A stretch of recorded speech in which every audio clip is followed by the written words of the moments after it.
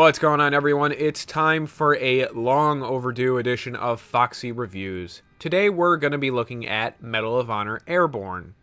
The game was developed by EA Los Angeles in 2007 for the Xbox 360, PC, and PlayStation 3. There was a plan to also release Airborne for the PS2, Wii, and Xbox, however, that got cancelled. Instead, EA Los Angeles made a different game for the PS2 and Wii called Medal of Honor Vanguard, which not only was released a few months before Airborne, but they both focus on paratroopers. Vanguard didn't do all that well with the critics either. The only site to my knowledge that even gave Vanguard a positive review was IGN. Not really all that surprising, to be honest. So with that said, let's get this review started.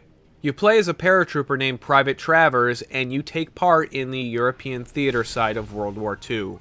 The interesting aspect about this is that you actually get to jump out of the planes at the start of each level, and from there you're allowed to freely maneuver your parachute so that you can land just about anywhere you want, and then obviously the level starts from there. It's a really cool concept, and I don't think any other game out there has done anything like this before. Yes, you can also parachute in Medal of Honor Vanguard, however the difference is, while yes you are free to maneuver while parachuting, you're pretty confined as far as to where you can parachute to, unlike in Airborne where you can go wherever you want due to the non-linear level design. One major thing to point out is that there are only 6 levels in Medal of Honor Airborne, which is obviously not a lot.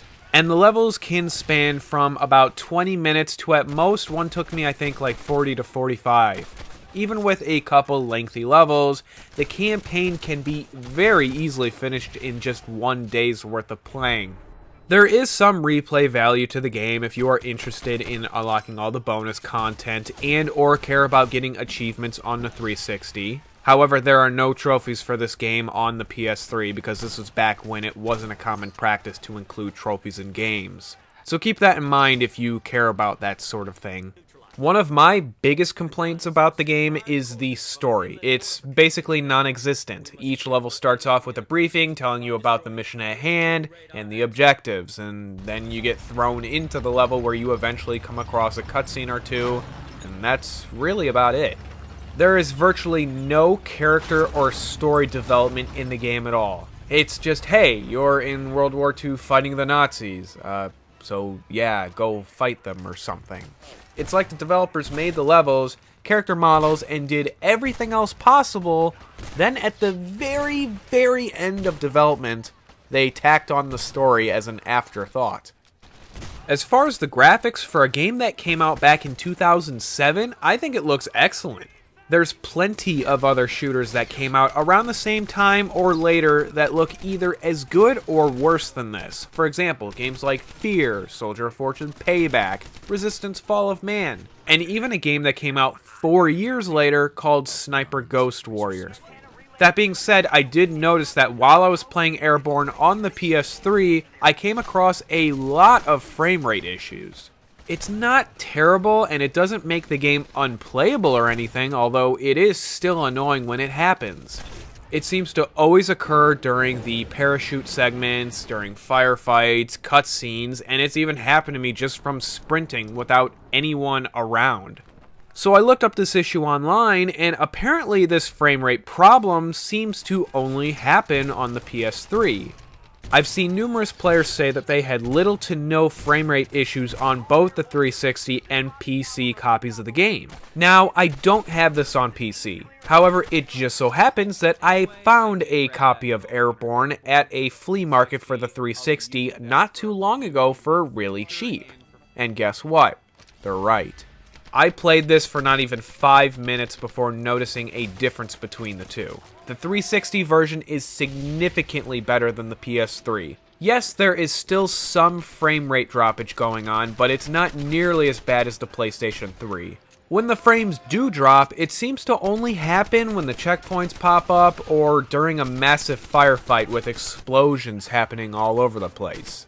So, needless to say that I'm going to be recording the rest of the footage for this review off the 360 since, again, it runs much smoother than the PS3 counterpart.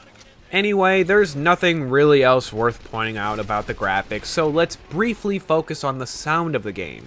Medal of Honor in general has always had great sound effects and music. With Airborne, it's no different. The only somewhat negative thing I could point out is the acting. While it's not horrible, it's not what I would call good either. But the thing is, there's not that much talking in the game anyways, besides a few cutscenes you have and some chatter during gameplay, so going into detail about the voice work in a game like this is kind of pointless, to be honest with you. I need more Comp B! Travers, just like old times, huh? Ready, sir! Double check the wires, then triple check them. Yes, sir! Through that sewer is our exit route. As soon as Private Worth is done checking the wires, we're meeting up with the demo unit who's ready to blow this thing. Explosion! Into the sewers! Come on! Let's now move on to the game's controls. I'm absolutely not a fan of the right analog sensitivity of this game. They did that thing I hate in first-person shooters, where when you move that right analog around, the sensitivity starts off slow and then picks up to max speed. As opposed to something like in Call of Duty, where when you look around, the sensitivity is consistent. I prefer all my shooters to have that consistent sensitivity. It makes aiming and navigating throughout a level much more fluid and easy compared to being clunky and frustrating. But outside of that, the controls are perfectly fine. They're responsive, everything works as intended, so I have no real complaints. It also helps that you can switch up the control schemes if you don't like the default settings, which is what I did because having to hold down the analog the entire time I want to sprint is absolute murder on your thumb. The gameplay itself is nothing special. I mean, seriously, it plays just like any other World War II first-person shooter out there. The only major difference is the parachute drop at the start of each mission and the non-linear level design. While I'm on the subject of the parachute drops, I've read some comments saying that players had totally different experiences of the levels when they parachute from different points. They claim that when they started from point A, that it was unbearably hard, but then dropping from point B made the level much, much easier. Now, I played some of these levels 3 or 4 times each, and I dropped to different areas every single time. I gotta be honest with you, I didn't notice any difference at all. I mean, yeah, okay, if you're fucking dropping on top of an entire squadron of enemy soldiers, of course it's going to be hard to survive in that sort of situation. But maybe they're right. Maybe there is a big difference depending on where you parachute to, but again, I noticed nothing at all.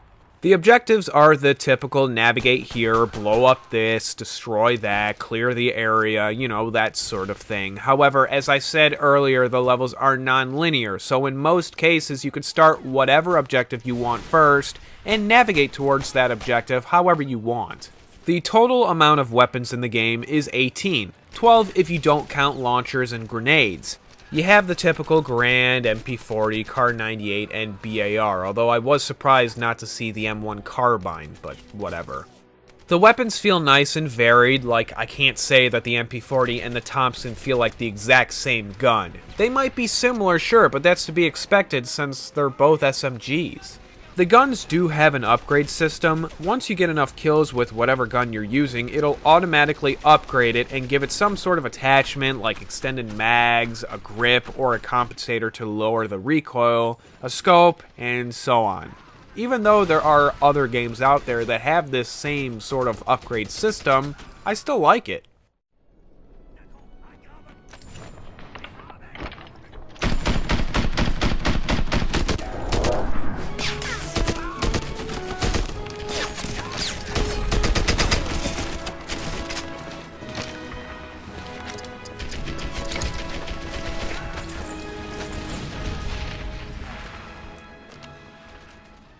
The final thing I want to discuss, before I head to my final thoughts, is the difficulty of Airborne. I was really surprised at how challenging this game can be. Most first-person shooters I've ever played, I can whip through an entire campaign on easy, maybe dying once or twice. But Airborne, I died plenty of times. The enemy can be very smart, they'll try to flank you as much as possible, they'll even bum rush you at times, and their shots can be super accurate.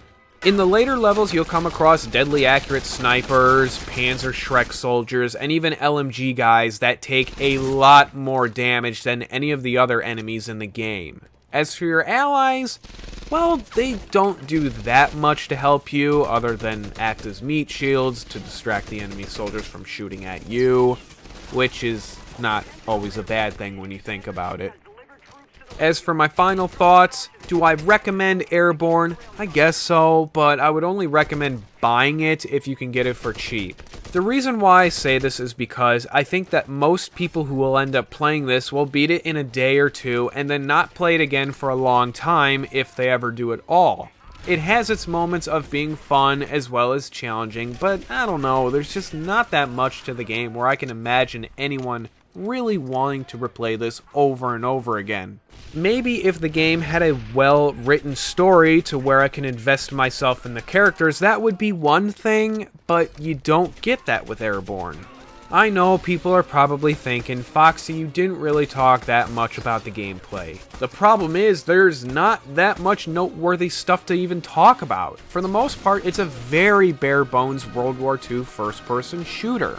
Yeah, you have the parachute thing, and there's the non-linear levels, but outside of that stuff, what's all that unique about Airborne versus really any other World War II shooter out there? Can I say that this is a better game, or a game that is more fun than other World War II shooters like Brothers in Arms Hell's Highway, Call of Duty World at War, or even the Sniper Elite games? No, I can't. I feel like I would be lying to you if I said yes. And that's all I gotta say about Airborne. Yeah, the review went longer than expected, but oh well, I haven't made a game review in a long time, so whatever. Anyway, as always, thank you all very much for watching, and take care.